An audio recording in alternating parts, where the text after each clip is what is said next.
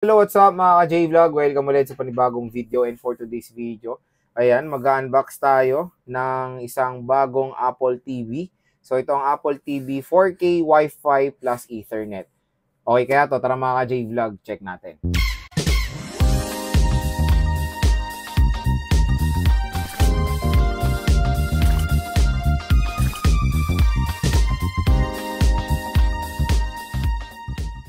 So, nag-purchase ako ng bagong Apple TV at ito nga yung third generation na Apple TV. So, meron na ako mga Apple TV, dalawa na yung Apple TV ko at ito yung pangatlo. So, nag-decide ako bumili ng bago kasi mas maliit nga yung form factor nito. And ito nga yung third generation. So, Apple TV 4K Wi-Fi plus Ethernet, 128GB na pong internal storage nito.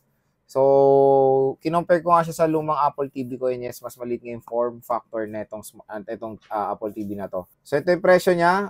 Binili ko to sa PowerMac, 11,990 pesos or almost 12,000 itong Apple TV 4K. So, open na natin to. Chinek ko na rin to sa shop. Ayan. So, mas maliit na nga yung form factor ng Apple TV 4K ngayon. Wi-Fi plus Ethernet. Maliit na siya. Dati kasi, 'di ba, Apple TV, ngayon Apple logo na lang. Check natin yung mga inclusions. So ito yung Apple TV remote. So ito rin yung remote din sa isang Apple TV ko. Yung isa yung una first yung isang generation. Tapos yung medyo dito yung sensor. Ito kasi same lang na. Ayan. So ito yung Apple TV remote. Ayan siya, parang iPad yung yung quality niya. Ganda. Ganda. Paano kala ko hindi mo ngayon ka lang nakita no? So, maganda tong, mas okay yung ganito physical button compared dun sa una yung touch sensor ba yun. Sobrang hassle nung sensor na yun. And meron tayo dito, of course, power cable. Same din naman din sa mga lumang gen. Meron tayo dito instruction manuals and I think yun na lang. Wala naman na iba. Yes, yun lang. So, manual na lang yan. Alam ko naman yung basic yan. Mamaya, papayta ko rin siyempre kung paano i-set up itong Apple TV 4K Wi-Fi plus Ethernet.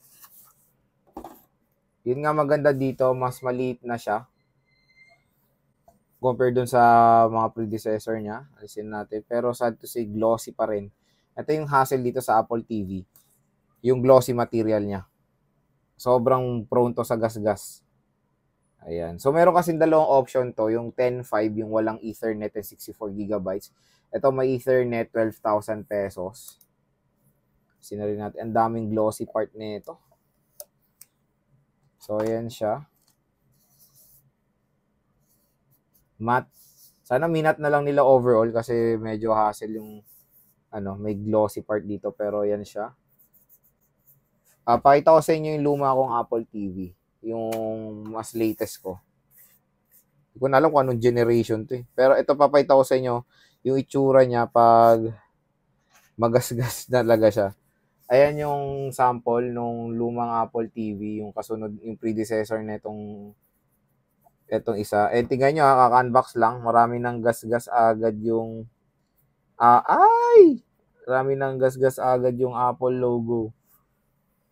Ito legit, kaka-unbox lang nito May gas-gas na agad yung Apple logo. Napunasan ko lang ng kamay ko yan. So, ganyan siya prone sa scratches. Ayan, may mga scratch na yung Apple logo. So, expect nyo pati yan. May scratch na agad. Pero okay lang yan. Gagamitin naman natin. At ito yung tsura niya pag sobrang tagal na yan. Marami na rin siyang scratches sa gilid. Dahil lalo na yung mga yung saksakan. Ayan, marami na nagiging scratch na siya. So, sobrang glossy kasi ng part na to. So, dito yan sa mga HDMI. Pagsaksak mo ng HDMI, nagagasgasan. So, ayan siya. Napakaliit. Compared dun sa predecessor niya. And meron TV. Apple TV. Ito, Apple logo na lang. So, yun. Setup natin to. Pakita ko sa inyo itsura. So, yun. Nasalpak na natin yung Apple TV. Ito yung itsura niya mga ka-J-Vlog. Yan, medyo malikabok. So, ganyan ko siya sinalpak. 4K din yung ginamit kong HDMI. And ito yung remote. May case na agad kasi ito yung sa luma kong case. So, enter na natin. Paano ba to? Ayan. So, hola. O, English. Masin natin to. Saan ba tayo nakatira? Data privacy, continue. Automatically set up your Apple TV. So, pwede nyo siyang i-set up manually or pwede nyo siyang i-set up pag meron na kayong iOS device. So, for me, meron tayong iPhone. Gamitin natin yung iPhone natin. So, set up with iPhone or iPad. So, lumabas na sa iPhone ko. Set up na natin. Iyan nyo lang yung code 0897. Okay, so setting up your Apple TV. So, ayan, setup natin. Very basic lang laman, lalo na kung meron naman na kayong iPhone kasi magsisync na agad yung ano nyo, yung account nyo dito. So, ina-activate na dito sa ating iOS. So, activating, setting up iCloud. And after nyan, good to go na agad kayo dito sa Apple TV nyo. Okay? Yan, continue Apple TV with your remote. Ayan, pwede nyo gawing remote yung phone nyo. Okay, warranty. So, yun na lang natin. Agree. Terms and conditions. So, agree. So, required password after 15 minutes. So, yun, naglo-loading na. Wala tayong TV provider. Home screen on Apple TV. Turn on. So, kinancel ko yung Dolby Vision. Medyo yellowish siya. Ayoko ng ganun eh. So, ayan na. Na-set up na natin agad yung Apple TV.